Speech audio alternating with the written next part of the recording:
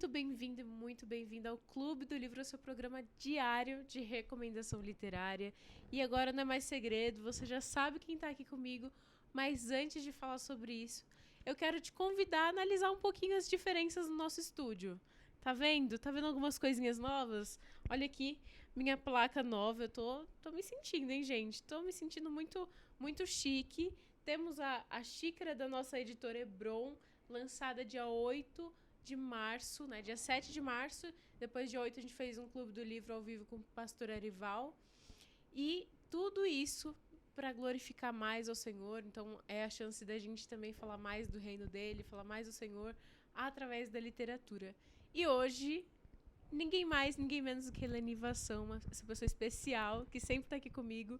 Tudo bem, Eleni? Tudo bem, que delícia estar aqui com você, viu? Muito Muito bom. bom. Muito bom ver esse sorriso toda sexta-feira.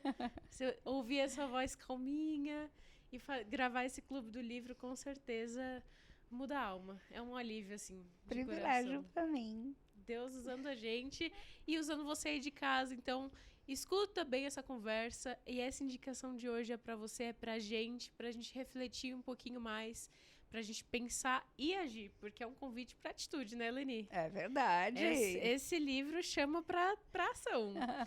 E o livro é Capelania Hospitalar, é a nova versão, né? Uma versão muito mais densa do livro que antigamente era No Leito da Enfermidade. E ele está sendo lançado pela editora ACS Publicações, né? É uma editora nova, é um bebê, mas é um bebê que vai crescer aí, vai tornar uma proporção bem grande, a gente espera.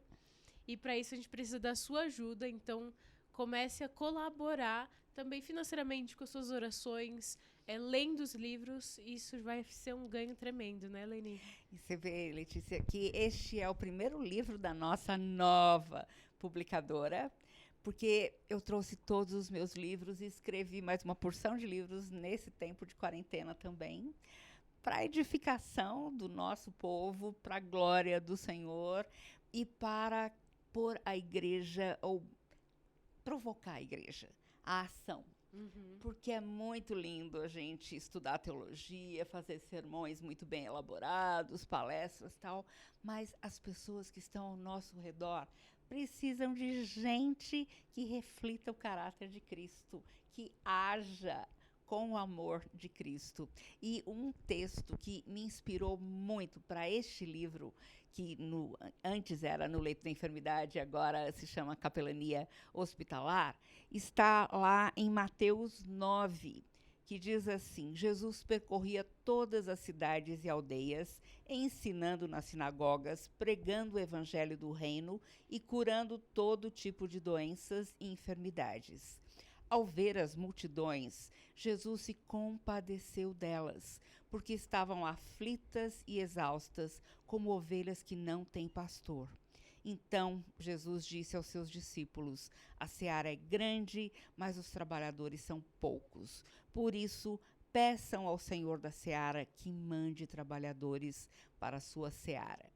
Você vê a compaixão de Jesus. Ele viu as multidões aflitas, perdidas, exaustas, andando de um lado para o outro, a esmo, sem uma direção, sem sentido na vida, e elas eram como ovelhas sem pastor.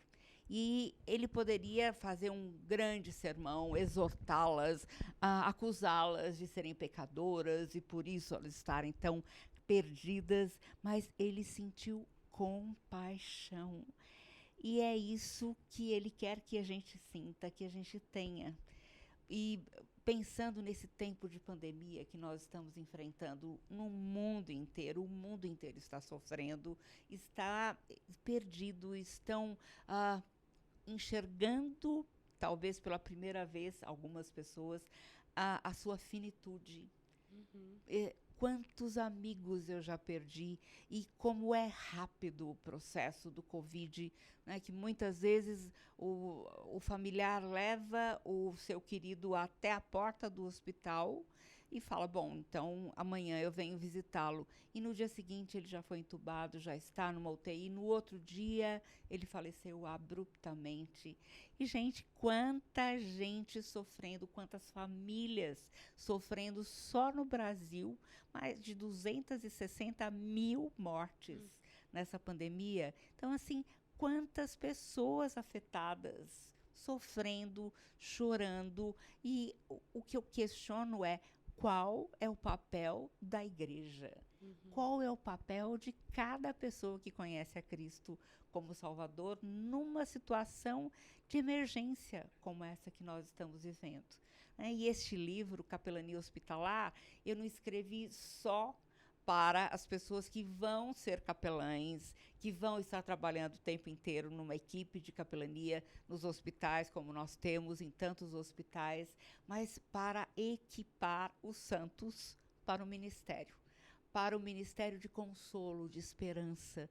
Então, pensando numa pessoa que perdeu alguém querido, como é que você pode chegar para ela, mesmo que seja à distância, via online, via WhatsApp, de alguma forma você vai se comunicar com ela e levar esse conforto da palavra de Deus para ela. Então, eu escrevi este livro pensando nisso, em preparar melhor o nosso povo cristão para saber o que falar, o que fazer e o que não fazer numa situação de enfermidade, de fragilidade, de transtornos mentais. Como aumentou o número de pessoas sofrendo de transtornos mentais ou tendo os transtornos mentais agravados em meio ao isolamento social, né? Em meio à falta de trabalho. Quantos fatores e como a gente precisa saber o que fazer. Exato. Né? E isso é muito importante, exatamente como você disse, levar do campo teórico para o campo da prática, porque às vezes a gente consegue ter uma narrativa coesa, bonita, né? Intelectual, mas na prática a gente não consegue transpor. E aí a gente precisa de alguém para ajudar a gente a transpor isso, né? Da teoria para a prática. Eu recebi uma mensagem esses dias, aqui da IPPTV, uma mulher pedindo ajuda porque um pastor tinha dito a ela que quem tinha necessidades especiais, quem era deficiente físico e mental, não iria para o céu, não seria salvo. E ela tinha um filho nessa situação. Então foi desesperador para ela ouvir isso. Imagina, ela mandou mensagem pelas redes sociais porque ela não sabia o que fazer. Então, quando a gente olha para as escrituras, o que você acabou de ler, quando a gente olha para as escrituras e vê o Cristo que curava os cegos, que curava os paralíticos, que tinha compaixão das pessoas, que perguntava o que você quer, né? Sim. A gente não tem brecha e nem margem para afirmar esse tipo de coisa.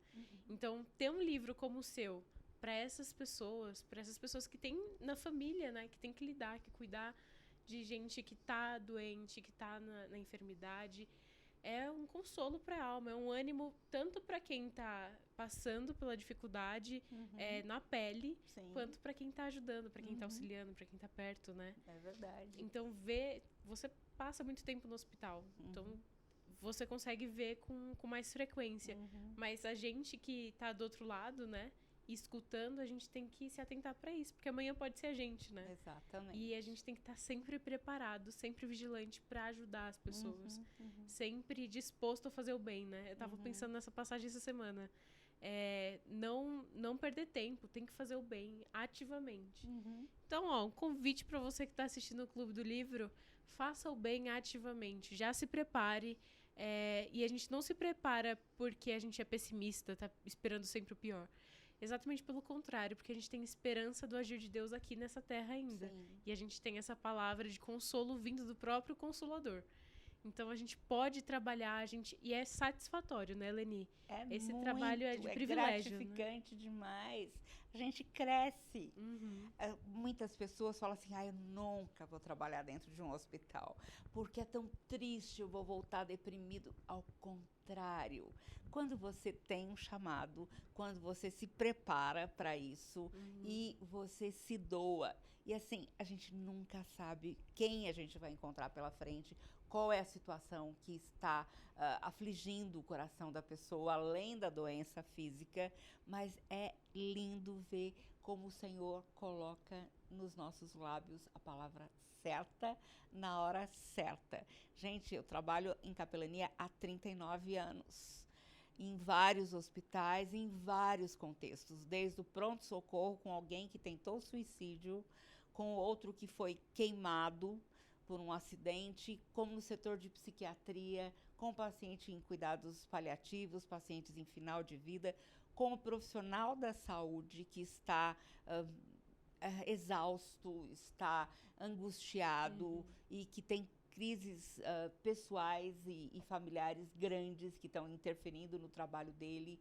Então, a gente trabalha com esses profissionais também em aconselhamento bíblico. E, gente, é gratificante demais saber que não é você, que você é um instrumento nas mãos do Senhor. Então, você sai dali falando, nossa, que Deus maravilhoso. Um privilégio, Deus dos né? detalhes.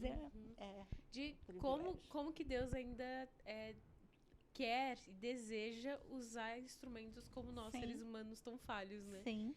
E tão dependentes. Se Deus escolheu a gente por meio dos relacionamentos, tratar e nos levar à santificação, eu acho que isso, pelo meio do poder dele, eu acho que isso deveria ser o nosso maior prazer, né? De servir ali e é uma via de mão dupla, né? Porque a gente acha que vai lá só servir e a gente sai de lá recompensado já, né? Com certeza. Com o coração alegre. Uma turminha que impactou muito a minha vida foi a turma da PI, turma da paralisia infantil do Hospital das Clínicas. Eram 7 jovens, eram crianças e adolescentes que todos eles tinham sido contaminados pelo vírus da paralisia infantil e estavam paraplégicos ou tetraplégicos, paralisados do pescoço para baixo. E era interessante porque eu sabia que eu tinha limite. Eu ensino os meus capelães que eu estou preparando que a gente tem que observar os próprios limites. Então, eu sabia que lidar com mais de 3 pacientes com depressão severa internados no setor de psiquiatria era uma carga enorme. Fazer um culto com todos os pacientes da psiquiatria sugava a minha energia, era muito desgastante. Então, eu saía dali e ia para o setor de paralisia infantil, porque ali eu me divertia com aquela turma. Eles tinham, assim, aquela dependência de tudo e de todos, mas vários deles tivemos o privilégio de levar a Cristo.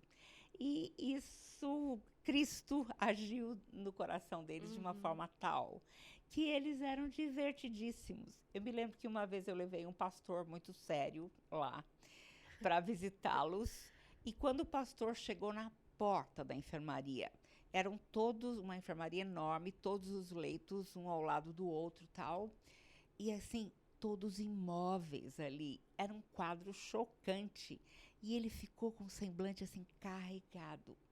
E a Tânia, que era muito querida, que estava perto da porta, olhou para mim, e ela me chamava de mãe, ela falou assim, ô mãe, a cara dele é assim mesmo, ou ele comeu alguma coisa estragada? Acabou com o clima de terror ali que ele estava trazendo. Você fica sem saber o que fazer, né? À primeira vista. Você nunca vê uma realidade dessa forma. Pois então, lidar, como que ele desempenhou depois? Depois ele começou a se soltar, né? Mas eu acho que muitos pastores também têm grande dificuldade de saber o que falar, como se portar diante de um quadro assim, Mas difícil. Eu acho que é exatamente esse pontinho que a gente comentou, de transpor a teoria que a gente sabe muito bem para a prática, né? Exatamente. Porque a gente, na nossa rotina e no nosso dia a dia, a gente vai aprendendo a colocar para prática. Mas quando você vai para uma realidade totalmente diferente, você dá um bug, né? Dá um tela azul assim, meu Deus. O que eu faço a partir de agora? Qual é a passagem que vai me socorrer agora? E é é muito bonito ver isso, né? A beleza Sim. do evangelho se infiltrando em todas as Ah, realidades, né? isso. E uma coisa que chama muito a minha atenção nesse texto de Mateus 9 mesmo, é que Jesus não só via a multidão com uma visão panorâmica, ele via frente a Uhum. O frente. pessoal, né? O íntimo. Exatamente. E assim, ele olhava nos olhos da pessoa. Ele fazia perguntas que, sendo Deus, ele não precisaria fazer. Aham. Mas ele conversava com as pessoas. Ele dava ouvidos às pessoas. E é isso que a gente tem ensinado nos nossos cursos de capelania. Primeira coisa, quando você vai visitar alguém, não é se preparar sobre o que você vai falar. Bom, eu vou chegar lá e vou. Ah, o sermão que meu pastor fez no domingo, eu vou recortar um pedacinho, vou levar, eu vou pregar tal texto, eu vou ler tal. Não. Apaga tudo. Paga o HD. Você vai chegar lá e vai pedir que Deus coloque compaixão, sensibilidade no teu coração, para que você olhe com os olhos dele para aquela pessoa, consiga sentir um pouco da dor, do sofrimento dela, Uhum. feche a sua boca e dê ouvidos a ela. E a pergunta que você deve fazer quando estiver diante de uma pessoa aflita, frágil, indefesa, é: como você está? Você nunca deve perguntar: tudo bem por aí? É. A pessoa pode responder: tudo bem. Tudo Se bem. estivesse bem, o que eu estaria fazendo aqui Aham. nessa cama? Hã? Eu aprendi isso numa das suas palestras. Fui quebrada ali. Porque a gente tem uma mania, né? Chega a ser uma cultura nossa. É verdade. Ah, tá tudo bem. Aí, chegaram ali na minha avó, na época que ela tava no hospital, quando eu vi isso, eu falei assim: vó, como que a senhora tá se sentindo? Já mudei o jeito Ah, muito bem, de já como aplicou. perguntar. É, já apliquei, falei assim: agora é a hora, é a prova. O professor tá colocando na prova. Excelente, E porque excelente. você pressupõe que a pessoa já tá bem, às vezes, se ela já não queria falar, ela vai falar: ah, tá bem. É, ela Ou responde ela o vai- que você quer ouvir. Ou ela É. responde isso, ou ela fala assim: olha o jeito que eu tô aqui, por favor. Dá uma indignação, né? Dá Ou a mesmo. indignação ou a indiferença. Aham, E a aham. gente, esse cuidado de como você tá. Esses dias eu fiz isso de novo, né? Depois da conversa que a gente teve, Aham. foi uma amiga, né? Falei: como que você tá? Aí ela: tá tudo bem. Eu: como que você tá? Aí ela já começou a discorrer Ela- mais sobre o assunto. Porque ela descobriu que você queria realmente dar ouvidos a ela. Não era só uma pergunta frívola, né, do dia a não. dia. Uhum. Era intenção mesmo, era intencional. Eu acho que esse é um dos problemas que a gente tem, né? De ser intencionais. A gente não é intencional nos nossos relacionamentos. E uma das pregações do pastor Alberto, ele falou isso. Relacionamentos redimidos. A gente precisa ter intenção com as pessoas. Intenção de ajudar, de compreender, de ouvir, de participar da vida dela, né? E a capelania tem essa preocupação com pessoas que estão passando por momentos tão difíceis. Sim. Estão passando por momentos árduos, pela tenebrosa noite da alma. É verdade. E aí você vai e dá um sinal de luz, né? Eu tô aqui, Aham, ó, segura na mão. Vamos Exato. passar por esse escuro junto. E sabe que, às vezes, não é na primeira visita que você tem essa abertura. Porque a pessoa também está testando você. Quanto você está realmente interessada na minha vida. É só um trabalho, né? Exatamente. Ou você veio aqui para fazer um relatório bonito, impressionante para a sua igreja, para o seu pastor. Olha, fiz 50 visitas, entreguei X folhetos. Isso é uma Não preocupação fez também. nada. Porque para Deus isso não importa. Deus não tá nem lá no relatório, ele quer cuidar das É pessoas. isso mesmo. Então, como é importante, né? Eu me lembro de um funcionário da Secretaria da Saúde que também era pastor, e na hora do almoço ele resolveu ir fazer visitas lá no Emílio Ribas, onde nós temos a capelania, e ele entrava no isolamento, em cada isolamento, ficava com a mão para trás e a outra mão segurando a Bíblia, abria a porta do isolamento, se apresentava e falava: eu vim ler um trecho da Bíblia para você. Lia o texto da Bíblia, fazia uma oração e saía. E um dia eu resolvi ir atrás, entrando nos quartos onde ele já tinha passado. E fui perguntando para os pacientes, o que significou para você aquela visita que você recebeu agora? Deus falou ao seu coração através da palavra? E muitos pacientes responderam, olha, eu não ouvi nada do que ele disse. Sabe por quê? Porque ele não olhou nos meus olhos. Porque ele não perguntou o meu nome. Porque ele não me deu atenção. Porque ele não se importou comigo. Ele veio fazer o trabalho dele, então eu deixei ele fazer. Não ouvi nada do que ele disse. Que triste, não é? Muito triste. Ouvir isso eu acho que é um chamado para o desafio, né? Sim. Do que a gente tem feito, se a gente tá no automático, se a gente tá no mecânico, se a gente tá fazendo relatório, né? E quando a gente trabalha para ministério, quando a gente tá envolvido com ministério, com trabalhos eclesiásticos, a gente cai nesse risco, a gente tem esse risco, né? Gravar o Clube do Livro pode se tornar automático, pode se tornar mecânico. Preciso ter um vídeo lá todo dia. É verdade. E pensar dessa forma, pensar em pessoas, imaginar como que a gente pode tocar vidas, muda a chave, muda a perspectiva, né? Você percebe como que esse canal pode ser rico para outra pessoa. E como que você pode ser mudada nisso, né? Sim, então, porque é sempre uma troca. Ele poderia ter sido muito mais abençoado se ele olhasse, se ele tivesse essa troca. Lidar com as pessoas, por isso que a Bíblia é muito sábia, Deus é muito sábio, né? Considerar os outros superiores a nós mesmos, né? Exatamente. Então, se ele tivesse mais humildade, assim, não querendo julgá-lo, né? Porque, enfim, mas humildade de aquela pessoa é especial, aquela pessoa, ela é importante, eu vou ouvir o que ela tem pra me dizer. E talvez ele fosse muito, muito mais beneficiado Com certeza. Ouvindo aquelas pessoas, né? Sabe que um dia eu estava de saltos altos espirituais, andando pelo pronto-socorro do hospital, de um dos hospitais. E eu estava conversando paciente a paciente, leito a leito e tal, mas assim, meio arrogante, né? E eu me lembro de uma maca atravessada num lugar estratégico no meio do pronto-socorro, que ou eu tinha que falar com essa pessoa, ou eu tinha que dar meia volta e ia ficar muito feio. E era um travesti com seios com silicone, quadris com silicone, as bochechas caídas com silicone deslocado e tal. E várias cirurgias plásticas. E eu olhei e falei, meu Deus, eu não sei o que falar para ele. Eu vou dar uma disfarçada e desviar. Mas não dava.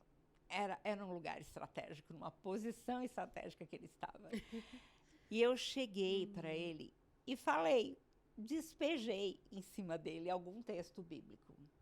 Ele olhou para mim e falou assim, bem, eu nasci numa igreja evangélica. Eu já ouvi tudo isso. E daí? Que mais? Eu fui para casa naquele dia, assim, no pó. E eu cheguei ali e falei, Deus, eu preciso ser quebrada. Mexe no meu coração, porque eu não senti compaixão alguma para aquela pessoa. Eu senti nojo de ver o estado dele. E Deus quebra o meu coração.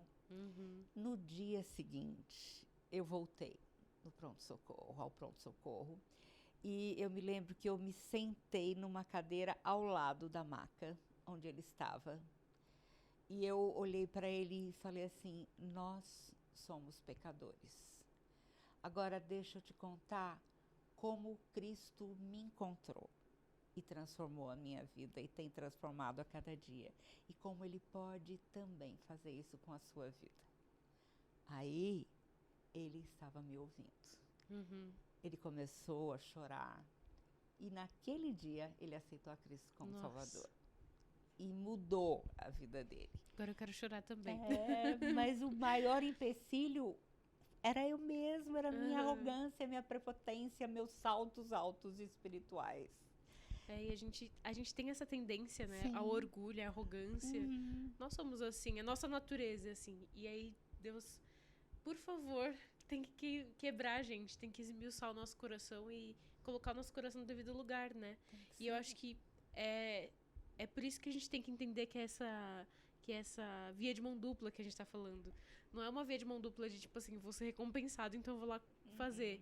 Mas é uma via de mão dupla de pensar assim, o meu pecado vai diminuir. Eu vou ser mais santo, eu vou ser santificado, eu vou me parecer mais com o Senhor. É nessa medida, né? Não é na medida das obras, na medida do... Eu vou agradar a Deus agora, peraí, gente, que eu vou ali, eu vou ganhar mais benefícios de Deus, vou ganhar uma estrelinha espiritual. Sabe o que naquele dia eu não senti que os meus pecados diminuíram, mas que eu me tornei mais consciente dos meus Mais pecados, consciente. mais consciente da grandeza de Deus e da graça dele. Porque eu não merecia nada, absolutamente nada, da misericórdia. Ele olhou para minha miséria, se compadeceu e veio ao meu encontro. Então, é com esse olhar que nós temos que olhar para as pessoas. Mas é só o Senhor quem põe isso. Exato. Em nós. Eu tava comentando esses dias que eu tô lendo um livro chamado Graça Extravagante, né? De uma conselheira chamada Bárbara. E ela diz exatamente isso. Quando a gente amadurece espiritualmente, parece que os nossos pecados são mais claros à nossa vista, né? E a diferença lógico, a gente vai ver muito mais a natureza do nosso pecado e a malignidade do nosso pecado. Mas ele não vai fazer, ele não interpõe, né, entre o seu relacionamento com Deus. Você tem nojo dele, você passa a entender e a ver como que Deus olha o seu pecado. E eu acho que a gente entender isso faz a gente mais sensível, mais empático, mais amoroso com as pessoas. Porque agora, quando eu olho para o pecado do meu irmão pode cometer um pecado contra mim, só que eu lembro do meu pecado e falo assim, ai, não dá nem pra julgar ele, porque eu faço igual. Ai, não dá nem pra falar nada, porque eu faço pior que ele até. Então a gente... Você aprende a ter compaixão. Compaixão. A gente fala assim, ele deve estar numa fase difícil. Você começa a pensar o melhor das pessoas, né? Não, ele ainda tomou uma atitude que eu não tomaria. Eu ainda faria pior. Então, ouvir esses testemunhos faz com que a gente cresça em fé. E quando a gente passa, eu acho que é interessante isso. O desafio do Clube do Livro hoje é mais do que ler um livro, é fazer, né? Porque quando a gente toma atitude, a gente passa por isso, por exemplo, como você passou, você deseja mais de Deus. A sua fome aumenta, sua sede aumenta também. E aí você, no outro dia, tá lá no pronto-socorro de novo. Exatamente. No outro dia você vai... Não, é muito bom essa transformação diária com Deus, esse aperto dele, né? É o leão arrancando as nossas vísceras, mas é uma dor boa. Porque Deus disciplina aqueles a quem Ele ama. E se a gente está sem disciplina, a gente não é filho. É um problema. É um problema. Então, é o pai ensinando o filho a andar no caminho certo, andar com ele, né? E é um amor, por mais que seja uma disciplina, é um amor constante, Sim, fiel, né? Exatamente. Ele não vai te abandonar no primeiro erro. Não, mas ele vai te ensinar de novo. Porque ele é paciente. Deus é paciente, viu? Porque olha, olha o coração durinho esse aqui. Olha o coração altivo. E você sabe que um texto lindo que eu acho na Bíblia também está em João 17. Porque às vezes a gente fala sobre vida eterna como uma vida depois da morte, depois dessa vida. Então a gente fala, não, eu já tenho a vida eterna, eu aceitei a Cristo como Salvador, eu me preparei para o céu por aceitar o sacrifício que ele fez no meu lugar na cruz, então eu estou tranquila. Mas vida eterna, segundo a oração sacerdotal de Jesus, é muito mais. Fala assim, depois de dizer essas coisas, Jesus levantou os olhos ao céu e disse, Pai, é chegada a hora, glorifica o teu Filho para que o Filho glorifique a ti, assim como lhe deste autoridade sobre toda a humanidade, a fim de que ele conceda vida eterna a todos os que lhe deste. E a vida eterna é esta, que conheçam a ti, o único Deus verdadeiro, e a Jesus Cristo, a quem enviaste. A vida eterna é esta, que conheçam a ti, o único Deus verdadeiro, e a Jesus Cristo, a quem enviaste. Vida eterna não é só a vida depois da morte. é a vida do eterno Deus em nós, que começa no momento que nós aceitamos a Cristo como Salvador. O eterno está hoje, né? Exatamente. E quanto mais nós deixamos que o eterno Deus viva dentro de nós, mais ele vai limpando os nossos corações, mais ele vai nos conformando ao caráter de Cristo, mais ele vai fazendo de nós cooperadores dele, embaixadores dos céus na terra. Que nome, né?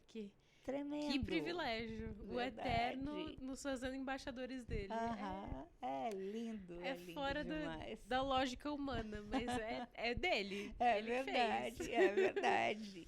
E se você quer ler um livro para ajudá-lo a fazer o trabalho, o ministério de consolação, de levar vida, levar esperança, às vezes uma palavra que você leva uma pessoa desesperançada, ansiosa, deprimida, como aquilo faz diferença. Realmente acende a luz no meio da escuridão. E a pessoa começa a ter ânimo para lutar contra a enfermidade, para se adaptar àquela situação tão difícil que ela está enfrentando, para suportar uma situação de luto, de perda. Então, como é precioso a gente poder ser instrumento nas mãos do Redentor. E um livro tão importante, né? Pessoas que precisam ser transformadas e ajudando pessoas que precisam de transformação. Exatamente. Esse livro é fenomenal também. É lindo, é lindo. E transpor isso para todas as áreas, né? Para quando você vai no hospital, quando você tem uma pessoa doente, quando você tá passando por um momento difícil também. Então, tornar a palavra aplicável, né? Sim, ela sendo aplicada eficaz. É eficaz. O efeito dela é certeiro, né? Com certeza. E ter confiança nisso.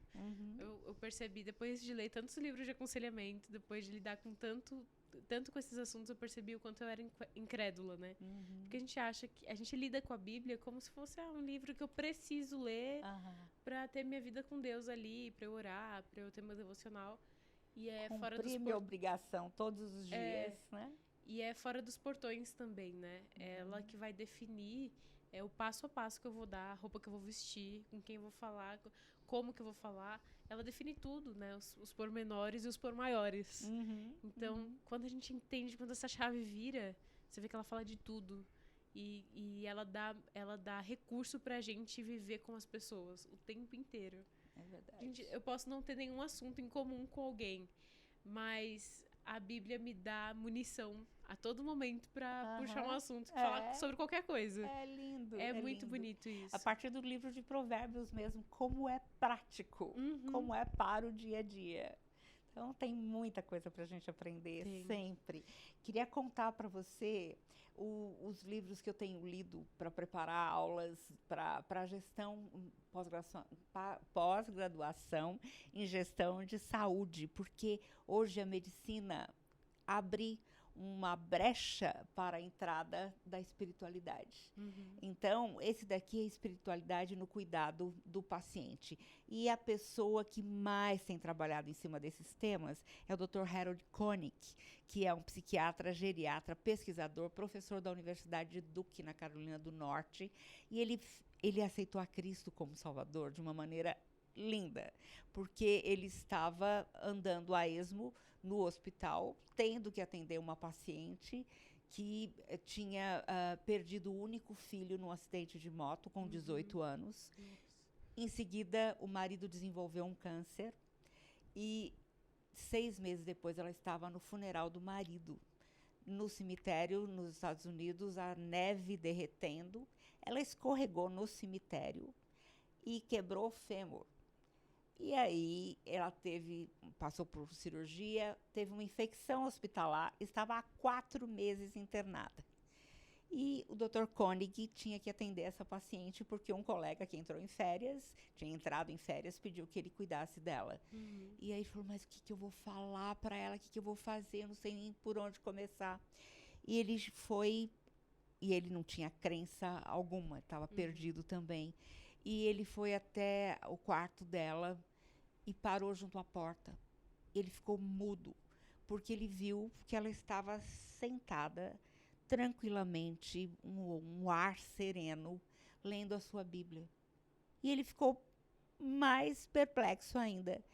E ela olhou para ele assim e falou: doutor, eu posso ajudá-lo em alguma coisa? Meu Deus! E ele ficou tão assim, sem palavras, que ele saiu correndo. Não falou nada, não cuidou dela, saiu correndo. Foi para o dormitório médico e ali ele encontrou uma Bíblia dos Gideões. Começou a ler e teve um encontro com Cristo naquele dia. E ele dedicou a vida dele à pesquisa científica para provar o impacto da fé cristã sobre a saúde física e mental.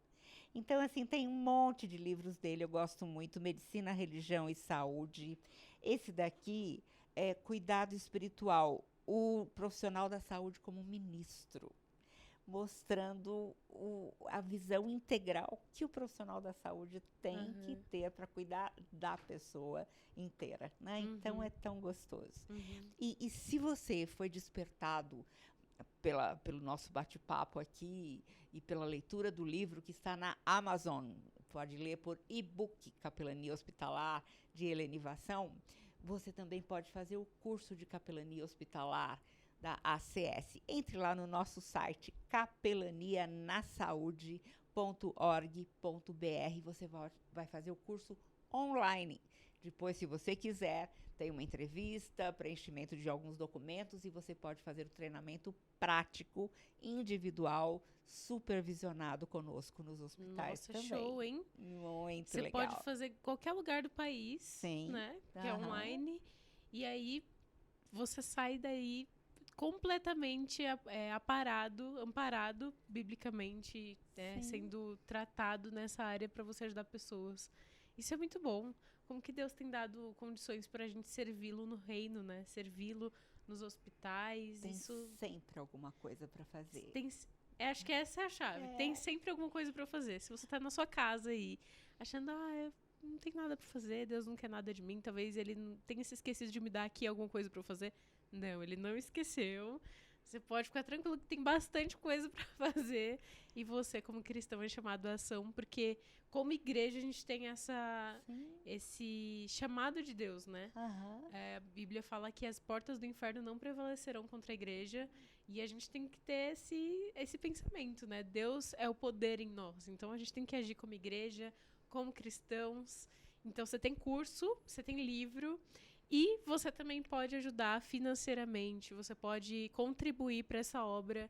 A ACS Publicações vai aparecer aí na sua tela, conta, se você quiser dar um valor, investir em vidas, investir em capelania. Olha, infelizmente agora minha vida está muito corrida, não posso ajudar com isso, você pode ajudar com alguma contribuição.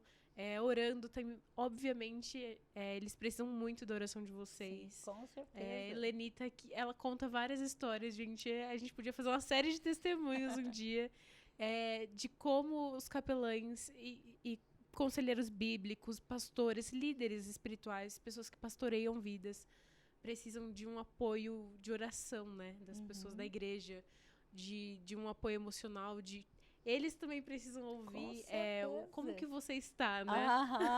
E poucos perguntam isso para o seu pastor ou o seu líder. Isso é muito interessante. Falei num clube do livro aqui com o Rafa, que vai ser missionário nosso, né? Ele é pastor e está indo para a Espanha. E a gente falou sobre a importância de cuidar dos líderes, a importância de cuidar dos missionários, perguntar como que você tá, né? A gente está longe, mas a gente quer estar perto. A gente quer saber como que você tá, se você precisa de algum apoio, se você precisa de uma oração. Ele falou assim, preciso de uma oração, Letícia, um visto, ora pelo meu visto, que já vai fazer grande diferença. Você vê, a gente pode fazer o básico, a gente pode orar que vai ajudar alguém. Então, ore, contribua, faça o curso, seja um capelão, leia o livro, ajude outras pessoas, faça um clube do livro aí na sua igreja, leia esse livro da Eleni, já está aí em e-book, logo, logo a gente espera ter ele físico, né? Então, que você possa ser edificado e transformado por essa mensagem. Eleni, bênção de Deus. Você quer dar uma mensagem final pro pessoal? Chama aí a galera, pode ficar à vontade. Eu creio que como Paulo diz em 2 Coríntios 1, versículos 3 e 4, bendito Deus de toda consolação, que nos consola em toda angústia, para que possamos consolar pessoas que passam por qualquer tipo de aflição. Quando você é consolado pelo Senhor, você está passando por um vale árido, mas você gruda na palavra de Deus, você clama ao Senhor, você abre o coração, você conversa com Ele, você pede a ajuda dEle e você vê a resposta, mesmo que demore no seu tempo, mas o tempo dEle é diferente. Ele sempre responde, mas Ele restaura a nossa alma para que tenhamos os olhos abertos, sejamos mais sensíveis e possamos transmitir a palavra de Deus com muito mais autoridade. A gente não vai chegar dando uma lição de moral, pregando para a pessoa, mas a gente vai chegar sentando na altura dela e falando para ela: eu já enfrentei momentos difíceis também na minha vida, mas eu quero te contar o que Deus fez na minha vida e o que ela pode fazer na sua vida também. Eu creio que é isso que Ele quer de nós. Ele não quer nos confortar para ficarmos confortados e confortáveis e acomodados. Ele tem um propósito além das provações, além do consolo que Ele nos dá, para que possamos consolar. E o alvo deste livro é prepará-lo, equipá-lo para toda boa obra que o Senhor já preparou para você andar nela. Então, entre nessa. O desafio tá lançado. Agora você tem que aceitar aí. Depois me conta nos comentários, no chat, o que você achou, o que você vai fazer a partir de agora. Eu tô me sentindo desafiada, viu, Leni? Tem que trabalhar. A gente tem que trabalhar, colocar a mão no arado e trabalhar pro Senhor, porque é um privilégio. Não dá tempo de murmurar contando as bênçãos do Senhor, não dá tempo de reclamar quando a gente vê a mão soberana dele entrando nas nossas vidas e moldando o nosso ser e ajudando outras pessoas através de nós. Que você seja edificado por esse livro, que você seja transformado através das escrituras, através desse viés que a Eleni trouxe pra gente sobre capelania, ensinando práticas, o que a gente deve falar, e trazendo elucidações pra gente poder viver melhor, pra gente poder ajudar as pessoas de uma forma bíblica e de uma forma com que elas se sintam amadas e acolhidas, não só por você, mas pelo próprio Deus. Então, aproveita esse livro, degusta aí, depois você me conta, hein? O Clube do Livro ele vai ficar por aqui, infelizmente, mas amanhã tem muito mais. Tchau, tchau.